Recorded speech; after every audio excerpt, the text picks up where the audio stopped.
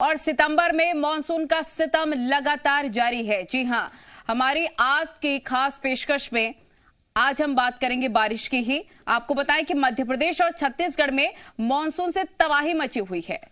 तो मध्य प्रदेश में बीते 2 दिन से भारी बरसात हो रही है और अगले 24 घंटे में प्रदेश के 34 जिलों में भारी बारिश की चेतावनी दी गई है। मौसम विभाग ने 7 जिलों के लिए रेड अलर्ट और 27 जिलों के लिए येलो अलर्ट जारी कर दिया है। वैज्ञानिकों के मुताबिक भोपाल, इंदौर, उज्जैन समेत 10 संभागों में भारी बरसात हो सकती है। एमपी के अलावा छत्तीसगढ़ में भी अगले 2 से 3 दिन में कई हिस्सों में भारी बारिश हो सकती है। इसके साथ ही राजधानी रायपुर और आसपास के इलाकों में भी देर रात से भारी बारिश हो रही है, जिससे कि लोगों को काफी दिक्कतों का सामना करना पड़ रहा है। नदी नाले उफान पर है। तो मध्य प्रदेश और छत्तीसगढ़ का हाल हम आपको बता रहे हैं कि दोनों ही प्रदेशों में लगातार बारिश देखने को मिल रही है। साथ ही आपको बताएं, मध्य प्रदेश में भोपाल, इंदौर, उज्जैन समेत 10 संभाग बरसात आने वाले दिनों में भी हो सकती है। मौसम वैज्ञानिक ये कह रहे हैं कि जितने भी जिले हैं वहां पर पूरी तरह से पूरी क्षमता के साथ बारिश हो भी रही है, आने वाले दिनों में भी होगी। यानी कि देखिए, 52 में से 50 जिलों में अच्छी खासी बारिश हुई है। यानी कि जो आशंकाएं व्यक्त की जा रही थी कि सूखाग्रस्त इलाका है, आखिर बारिश यहां पर कब होगी, उनकी समस्याएं भी दूर होती हुई नजर आ रही हैं। तुम्हारे 4 रिपोर्टर तमाम जानकारी के साथ अलग अलग जिले से हाल बताने के लिए जुड़ गए हैं। हमारे साथ भोपाल से प्रमोद तमाम जानकारी के साथ जुड़ गया। सबसे पहले उनके पास आना चाहेंगे। प्रमोद, क्योंकि 52 में से 50 जिलों में अच्छी खासी बारिश हो रही है, मौसम वैज्ञानिक ये भी कह रहे हैं कि आने वाले दिनों में भी अच्छी खासी बारिश हो सकती है। यानी कि क्या कुछ जगहों पर राहत है, कुछ में आफत बनकर भी बारिश बरस सकती है? यकीनन देखिए, मौसम विभाग का अलर्ट है, यदि वो सटीक बैठता है तो जो आपने कहा वो 100% सही होगा। और बेहद महत्वपूर्ण तो ये है कि वो ज़िले जहाँ पर कम बारिश हुई थी और वहाँ पर दरकार थी बरसात की, अब मानसून की मेहरबानी वहाँ देखी जा रही है। बदरा बरस रहे हैं और कहीं कहीं तो इस कदर बरस रहे हैं कि नदी नाले उफान पर आ गए। कई डैम लबालब हो गए हैं तो उनके गेट खोले जा रहे हैं, पानी निकासी की जा रही है, पानी निकाला जा रहा है। तो जो नदियाँ हैं उनका जलस्तर भी खतरे के निशान से अब ऊपर पहुँचने लगा है। देखिए, पहली बार इस सीजन में पहली बार मध्य प्रदेश के 52 में से 50 ज़िले एक साथ भीगे हैं और इसकी कई ज़िलों में दरकार भी थी। दरकार इसलिए थी क्योंकि अल्पवृष्टि हुई थी, चिंता सता रही थी किसानों को, सरकार को, स्थानीय लोगों को, क्योंकि कम बारिश होने से आगामी फसल की सिंचाई पर पर्याप्त पानी को लेकर संकट था। लेकिन अब जो आसमान से हम कहें तो राहत का ये बरसात देखी जा रही है उन जिलों के लिए जहां पर पानी बरसात की दरकार थी। साथ ही साथ देखिए, वो बाढ़ पीड़ित क्षेत्र जहां पर पिछले दिनों बाढ़ का कहर देखा गया, वहां पर ये बरसात सितम के रूप में देखी जा रही है। सितंबर की ये बरसात ग्वालियर, चंबल और विदिशा, अशोकनगर जैसे जिलों में सितम के रूप में बरस रही है, क्योंकि पुनर्निर्माण का जो काम चल रहा है नलिनी, वहां पर ये बरसात खलल बन रही है। सरकार ने कलेक्टरों को आदेश दिए हैं कि पुनर्निर्माण में बारिश बाधा ना बने, इसके लिए समुचित व्यवस्था की जाए।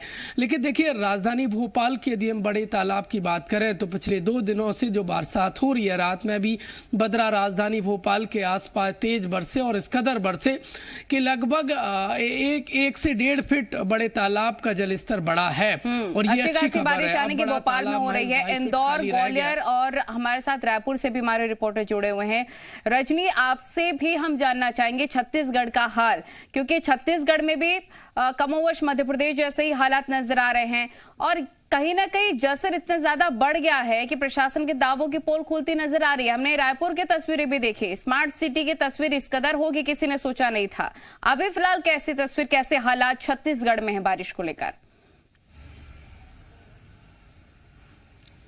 जी देखिए नलिनी, इस वक्त हम मौसम विभाग में ही मौजूद हैं और कुछ ही देर पहले हमने मौसम वैज्ञानिकों से बातचीत की और ये पूछा कि छत्तीसगढ़ में आने वाले वक्त में किस तरह का मौसम रहने वाला है।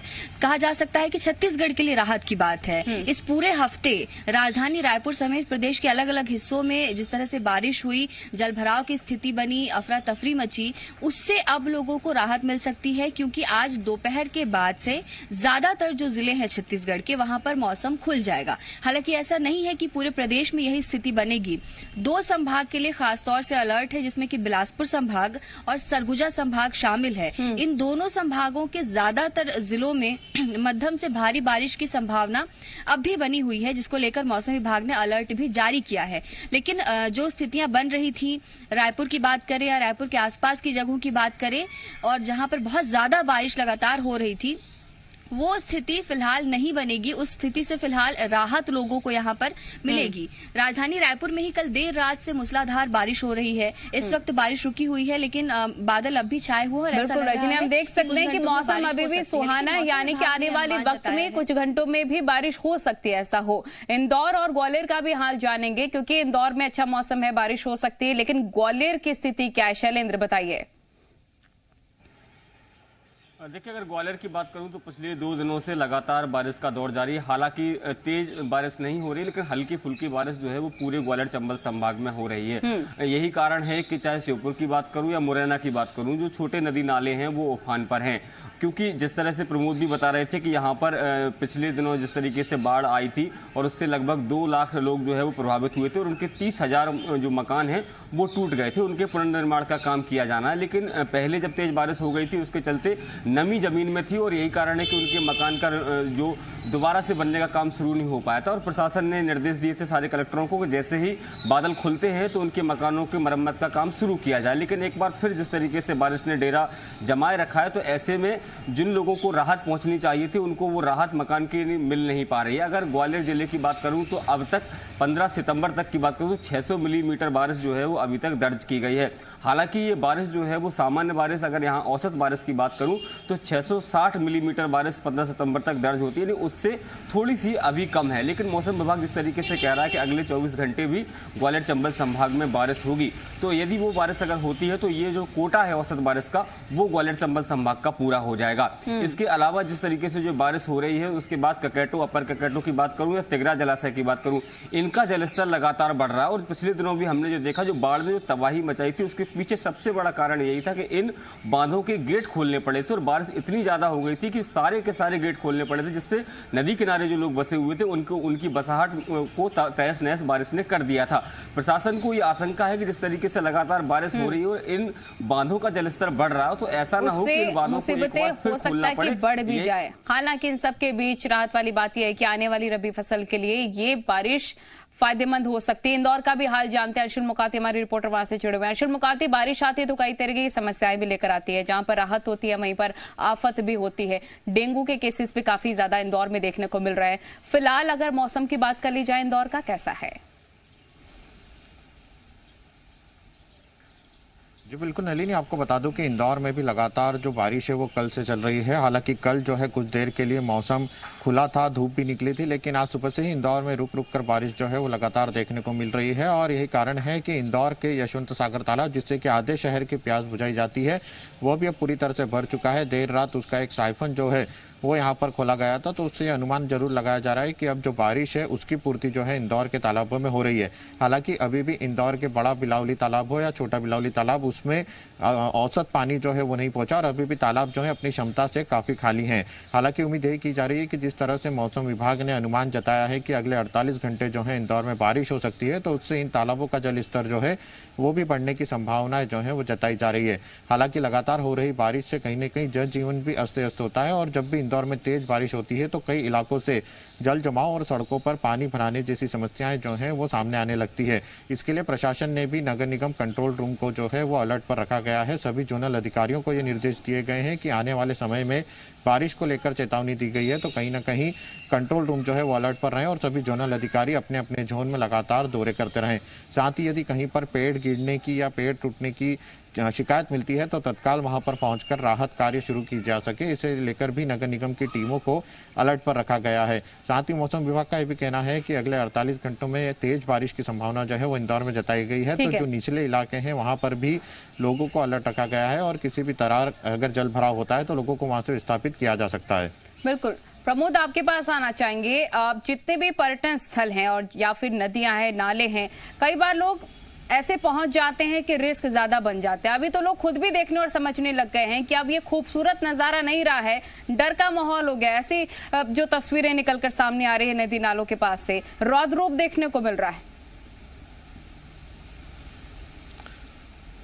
यकीनन देखिए, ऐसे में जब बरसात होती है तो कई जो वाटरफॉल होते हैं वो लोगों को आकर्षित करते हैं, और कई बार देखने को ये भी मिलता है नलिनी कि ऐसी घटनाएं भी घटित हो जाती हैं। हलाली डैम की बात करें, वाटरफॉल लोग वहाँ पर नहाने जाते हैं या देखने जाते हैं। पिछले दिनों 3 युवक वहाँ पर डूब गए थे, उनकी मौत हो गई थी। इंदौर की यदि हम रातापानी की बात करें या फिर महादेव पानी भोपाल की बात करें और या फिर वाटरफॉल सागर की बात करें, ये कई ऐसे हम स्पॉट हैं जो लोगों को आकर्षित करते हैं, अट्रैक्ट करते हैं। तो अब वहाँ पर इस तरीके की एहतियात को देखते हुए, घटनाओं जो हुई हैं उनको देखते हुए अतिरिक्त पुलिस वहाँ पर तैनात की गई है। और एक देखिए डिस्टेंस, हम कहें तो सीमा तय कर दी गई है कि उसके अंदर कोई भी पर्यटक नहीं जाएगा। देखिए ये एहतियात के तौर पर ये तमाम जो सावधानियाँ हैं वो बरती जा रही हैं, लेकिन कई प्रदेश से लगातार बरसात के चलते कई ऐसे स्पॉट हैं जहाँ पर आकर्षित करने वाले नज़ारे सामने आ रहे हैं, चाहे तो वह हलाली का हो या फिर हम बात करें सागर राहतगढ़ के पास का वाटरफॉल हो या इंदौर की बात करें। ये वो स्पॉट हैं जो आकर्षित कर रहे हैं, क्योंकि अब लगातार बारिश से जो नदी नाले हैं वो उफान पर हैं, तो वाटरफॉल भी शुरू हो गए। महत्वपूर्ण है और ये लोगों को समझना होगा, जागरूक होना होगा कि जो डेंजर स्पॉट हैं उनका देखिए लुत्फ उठाने के लिए लोग तो जाएं, लेकिन वो ये बात ध्यान रखें कि जो जरूरी है। हम इंदौर, ग्वालियर और भोपाल का हाल जान ही रहे हैं, मध्य प्रदेश के साथ छत्तीसगढ़ का हाल जानना भी अपने दर्शकों को बताना भी हाल बहुत जरूरी है। रजनी, आपके पास आना चाहेंगे क्योंकि लगातार बताया जा रहा है कि रात से ही भारी बारिश हो रही है, आने वाले वक्त में भी अच्छी खासी बारिश हो सकती है, नदी नाले उफान पर है, कई गांवों का संपर्क भी टूट गया होगा। लोगों को इन सब के बीच में काफी दिक्कतों का सामना करना पड़ रहा है। प्रशासन की तैयारियां उनको लेकर क्या है, पानी की निकासी की क्या कुछ व्यवस्था है, नगर निगम क्या कर रहा है?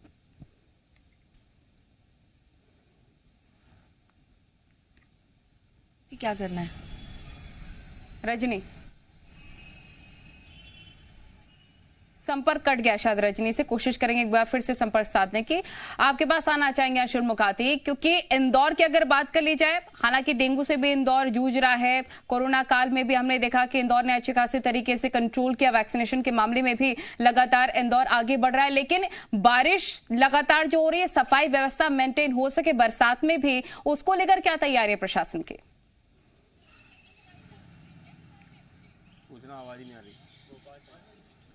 किसी भी से भी संपर्क नहीं हो रहा है, शायद आप कोशिश करेंगे संपर्क साधने की। हमारे सारे रिपोर्टर्स से कनेक्शन शायद कट गया है। तो आपको बता दें, लगातार भारी बारिश हो रही है, चाहे मध्य प्रदेश की बात कर ली जाए, चाहे छत्तीसगढ़ की बात कर ली जाए, नदी नाले उफान पर हैं। साथ ही आपको बता दें कि लोगों को काफी दिक्कतों का सामना करना पड़ रहा है। बरसात आने वाले दिनों में भी हो सकती है। देखिए हालात इस कदर हो गए हैं कि डैम के गेट खोलने पड़ रहे हैं, जिससे कि अब कई जो आसपास के इलाके हैं वहां पर जलजमाव की स्थिति बन गई है। लोगों को दिक्कतें काफी हो रही है। 2 दिन से भारी बरसात हो रही है। अगले 24 घंटे में प्रदेश के 34 जिलों में भारी बारिश की चेतावनी व्यक्त की गई है। प्रमोद हमारे रिपोर्टर तमाम जानकारी के साथ लगातार बने हुए हैं। प्रमोद, हम जिक्र भी कर रहे थे कि जो लगातार बारिश हो रही है, डैम के गेट खोलने पड़ रहे हैं। रबी की फसलों की बात कर ली जाए, जैसा आप भी बता ही रहे थे कि आने वाले दिनों में रबी की फसलों को फायदा होगा, लेकिन वो फसल जो पक गई है उनको नुकसान हो सकता है। उसके लिए कोई प्रबंध किए गए हैं क्या? देखिए जो सोयाबीन की फसल है, उड़द की फसल है, उसके लिए ये बरसात अमृत की बूंदों के समान कतई नहीं है। ये आफत है उस फसल के लिए, क्योंकि देखिए ये वो पीक टाइम होता है नलिनी, जब सोयाबीन और उड़द की फसल पकती है और किसी पीक टाइम पर पकने के समय पे यदि बारिश गिरती है तो यकीनन देखिए उसकी फली सड़ जाएगी, फफूंद लग जाएगी और अन्नदाता को जो अनुमान था अच्छी उपज का वो नहीं हो पाएगा। हालांकि देखिए दूसरी तीसरी जो फसल है खरीफ की वो है धान की, उसके लिए अमृत की समान ये बूंदें हैं। लेकिन मध्य प्रदेश वो प्रदेश है नलिनी जहाँ पर सबसे ज़्यादा खरीफ की यदि कोई फसल बोई जाती है तो वो सोयाबीन और उड़द बोई जाती है। पिछले कुछ सीजन की बात करें तो कम बारिश या फिर समय से बारिश ना होने के चलते सोयाबीन का उत्पादन उतना कम नहीं हुआ। इस बार फसल बहुत अच्छी थी, लेकिन पहले बारिश में ब्रेक हुआ तो देखिए एक झटका सोयाबीन की फसल को लगा, और अब पकने के समय बारिश हो रही है तो यकीनन सोयाबीन के लिए कतई ठीक नहीं है। देखिए राजधानी भोपाल में तो बारिश हो रही है, रात को भी जोरदार मूसलाधार 52 में बारिश से हुई, अब फिर 50 बारिश होने जिले लगी जहां है। पर अच्छी खासी बारिश हो रही है, कौन से 2 जिले हैं प्रमोद जहां पर बारिश नहीं है, और सूखे का जो हालात है कहां पर अभी बना हुआ है प्रमोद? देखिए ये जो 2 जिले हैं वो उनमें से ग्वालियर चंबल के 2 जिले हैं जहां पर बारिश नहीं हो रही है, और यकीनन वहां बारिश की दरकार भी नहीं है क्योंकि बाढ़ से भयावह तस्वीर हमने ग्वालियर चंबल क्षेत्र में देखी है, और वहां कतई बारिश की फिलहाल तो आवश्यकता नहीं है क्योंकि ठीक है, ये सवाल हम ले लेते हैं। शैलेंद्र ग्वालियर से जुड़े हुए हैं। शैलेंद्र, क्या जरूरत से कम बारिश हो रही है ग्वालियर में और क्या दरकार है बारिश की वहां?